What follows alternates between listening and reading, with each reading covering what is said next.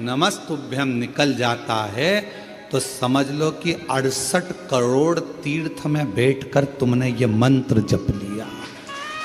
68 करोड़ तीर्थ में बैठकर इस मंत्र का जाप किया।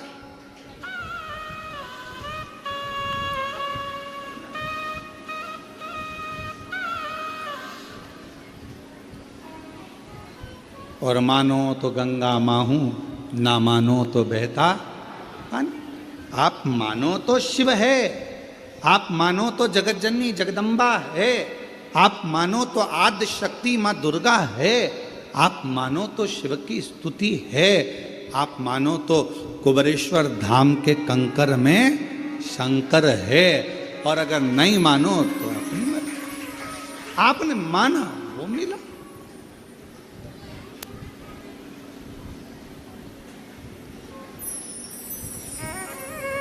कृपा उसकी उदारता। थोड़ा फाइल मोटी हो सकती है, और जिस बेलपत्र के वृक्ष को लगाया था 25 से 30 साल पहले, उसी बेलपत्र के वृक्ष की छांव में आप कॉलोनी बनाकर उसी बेलपत्र की छांव में शंकर भगवान को बिठा रहे हैं और शिव की कृपा पा रहे हैं। ये उदाहरण मिले भले धोखा किसी ने दे दिया,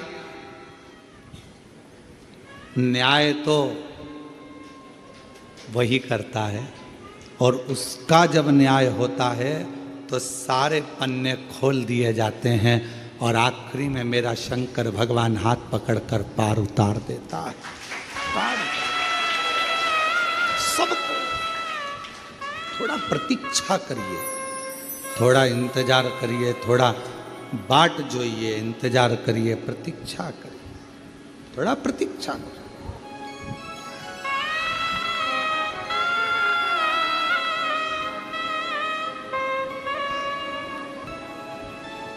आज फिर आप लोगों से कहेंगे, जब कोई दुख आए ना, कोई तकलीफ आए, कोई कष्ट आए, बहुत बड़ी समस्या में घिर गए हो, बहुत तकलीफ में हो, उल्टे हाथ की हथेली पर बेलपत्र सीधे हाथ से उस पर रखकर शिव का स्मरण करें। नमस्तु श्री शिवाय, नमस्तु श्री शिवाय, नमस्तु श्री शिवाय, नमस्तु।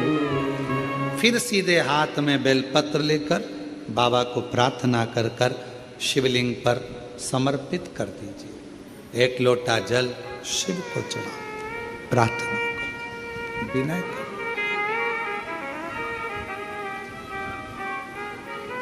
प्रार्थना करो, विनय करो। लोग हमसे कहते हैं, क्यों गुरुजी?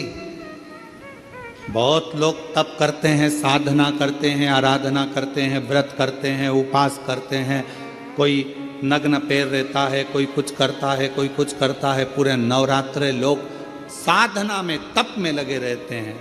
आप क्या करते हो?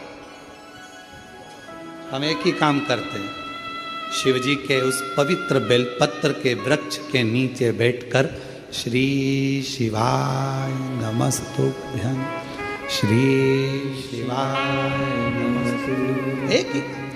और जहां जहां बेलपत्र के वृक्ष लगे हैं, 11 बेलपत्र के वृक्ष के नीचे जाते हैं, झाड़ू लगाते हैं, साफ करते हैं, जल चढ़ाते हैं, बेलपत्र के वृक्ष के नीचे झाड़ू पोछा कर कर आ जाते हैं, उसको झाड़ू लगा कर आ जाते हैं। ये भी हमारा व्रत है, यही हमारी साधना, यही हमारा तप है।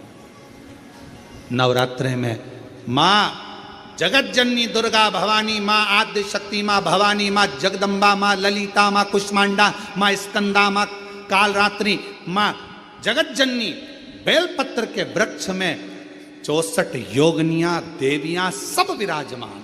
उस बेलपत्र के नीचे जल चढ़ाकर सबका आशीर्वाद प्राप्त कर। उस बेल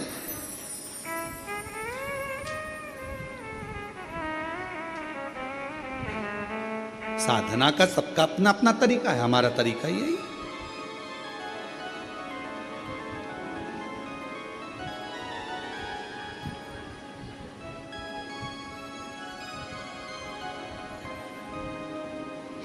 नहीं जा सको जो सा। बेलपत्र के वृक्ष की छांव में, बेलपत्र के वृक्ष के नीचे शिव तत्व की प्राप्ति का एक केंद्र बिंदु है बेलपत्र का। देवी की आराधना, देवी की साधना, देवी का उपास, सब कुछ वहीं मिल जाता, सब कुछ।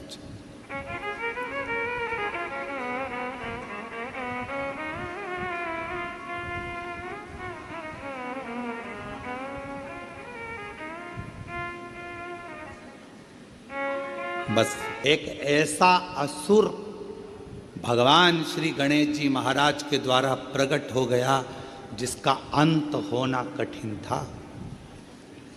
अंत होना,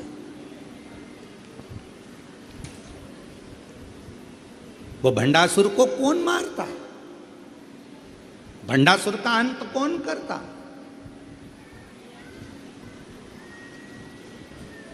भगवान शंकर मां सती के जाने के बाद में नेत्र बंद कर कर तप साधना में लग गए। हजारों वर्ष की समाधि मेरे शिव जी ने लगा ली, हजारों वर्ष की तप साधना, वर्ष की तप साधना में मेरे शंकर भगवान डूब गए।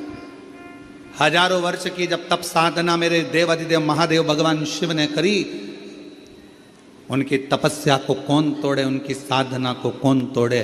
देवताओं को भेजा गया कि आप जाओ, आप जाओ, आप जाओ, पर कोई तोड़ने वाला नहीं था। कौन तोड़े? और कोई अगर व्रत कर रहा है, कोई साधना कर रहा है, कोई उपास कर रहा है, नियम है। हाँ, हम जब नवरात्रे के समय पर, चारों नवरात्रे में, किसी भी नवरात्रे में हम जहां पर भी होते हैं बेलपत्र की सेवा करते हैं। हम जितनी देर बेलपत्र की सेवा करें, हमारे घर पर करें, हमारे घर के पास में करें, हम यहाँ आने पर जहाँ बेलपत्र की सेवा करते हैं, उन बेलपत्रों के नीचे जब हम सेवा करते हैं तो हमारे साथ में जितने साथ में रहते हैं वो सब को मालूम है थोड़ी देर सेवा करेंगे, अर्चना करेंगे, फिर चलेंगे सेवा। कौन तो कोई उपास कर रहा है, अपनी मर्जी से कर रहा है, आपको नहीं तोड़वाना। कोई साधना में डूबा है, नेत्र बंद कर कर बैठा है, उसको बैठने दो, अपने को क्या करना। किसी का मन भगवान शंकर के मंदिर में एक लोटा जल चढ़ाने में लगा है, आप उसे चढ़ाने दो। किसी का मन श्री शिवाय नमस्तुभ्यम बोलने में लगा है, उसको बोलने दो। तुम्हें क्यों बुरा लगना कि ये श्री शिवाय नमस्तुभ्यम मत बोलो, ये वाला मंत्र बोलो, वो वाला मंत्र बोलो। अरे कुछ भी बोले, उल्टा बोला, मरा मरा तो राम निकल गया और बाबा तर गए। मरा मरा बोला तो तर गए।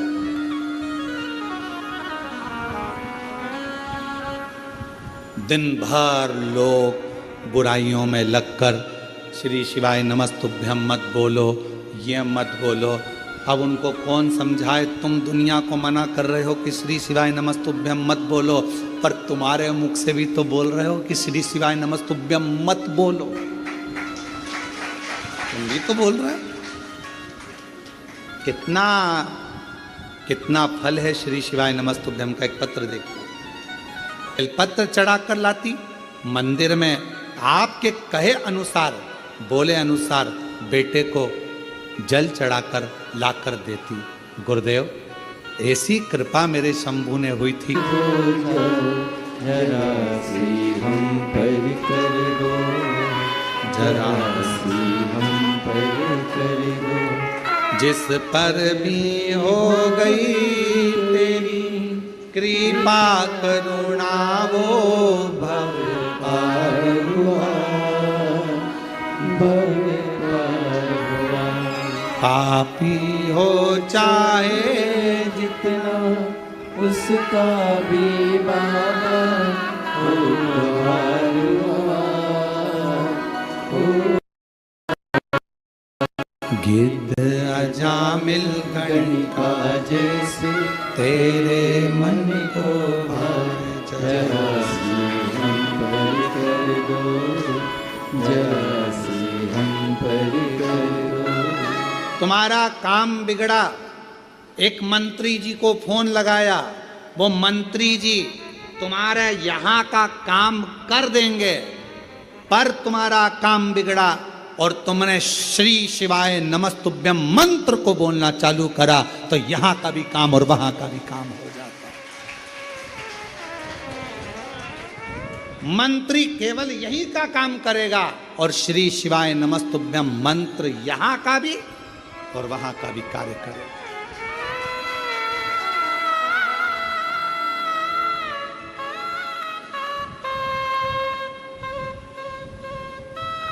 काम कराने के लिए मंत्री जी को बोलना पड़ता है, साहब देख लेना।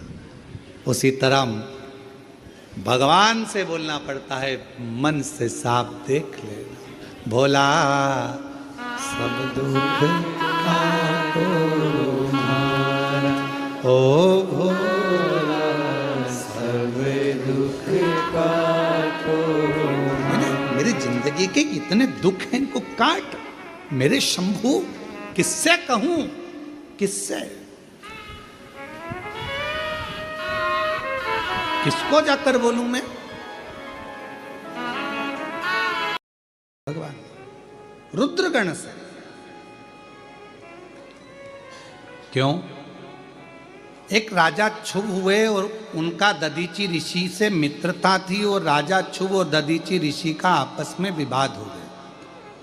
भगवान विष्णु ने राजा क्षुभ का साथ दिया तो दधीची ऋषि ने श्राप दे दिया कि राजन, तुम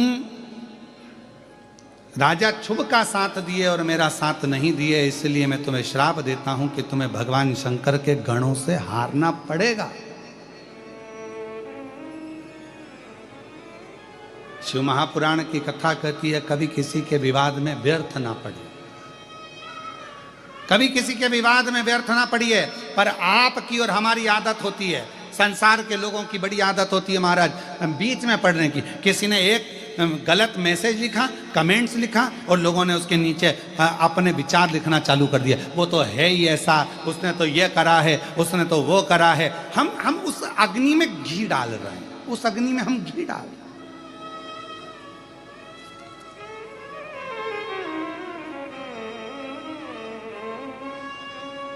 उस अग्नि में हमारा घी पड़ रहा है कि हम उसको कह रहे हैं कि देखिए, एक सरल भाषा में, एक संविधान की भाषा में एक बड़ी सुंदर सी बात है। अगर कोई व्यक्ति किसी को मार रहा है और आपने खड़े होकर इतना कह दिया, हाँ दे दो और दे, सजा के हकदार आप हो कि नहीं हो? बोलो, जम के बोलो। जब केस चलेगा तो आपको सजा के हकदार आप भी रहेंगे। अगर आपने कहा कि दे दो धरकर, आप सजा के हकदार हो गए। उसी तरह जब हमारी कानून व्यवस्था में ये नियम है कि किसी को कोई मार रहा है और आपने कह दिया हाँ दो और दे, तो वो सजा का हकदार हो जाता है। उसको उकसाने के लिए, उसको उकसाने के तहत उसको बंद किया जाता है। उसी तरह शिव महापुराण की कथा कहती है, यदि कोई निंदा कर रहा है, अपशब्द कह रहा है, कोई फेसबुक पर, इंस्टाग्राम पर, कोई व्हाट्सएप पर मैसेज में कोई गलत लिख रहा है, तो निवेदन है अपना कोई गलत कमेंट्स उसके अंतर मत करो, क्योंकि उसकी अदालत में तुम्हें उस सजा का हकदार बनना पड़ेगा और तुम्हें भोगना पड़ेगा, तुम्हें भोगना। क्यों हम उसके हकदार? श्रेष्ठ बनिए। सती माता के उस पवित्र राजा क्षुभ का साथ भगवान विष्णु ने दिया था, इसलिए दधीचि ऋषि ने श्राप दे दिया कि तुम्हें शिव के गणों से हारना पड़ेगा। भगवान शंकर के गणों से स्वयं भगवान नारायण को भी हारना पड़ा।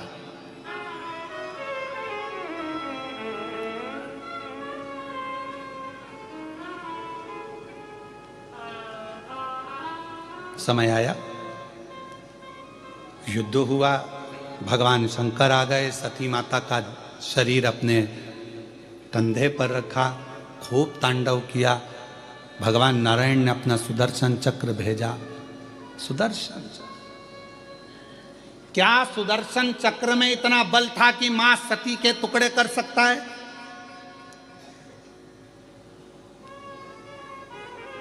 अगर वो सुदर्शन चक्र भगवान विष्णु का होता, नारायण का होता, तो शायद वो सुदर्शन चक्र मां सती के टुकड़े नहीं कर। नारायण ने अपना एक नेत्र निकाल कर भगवान शंकर को दिया था, तो भगवान शंकर त्रिनेत्रधारी हो गए थे। और भगवान शंकर ने अपना सुदर्शन चक्र भगवान विष्णु को दिया था, तो भगवान विष्णु सुदर्शन चक्रधारी हो गए थे। वो चक्र किसका है? किसका चक्र है वो? भगवान देवाधिदेव महा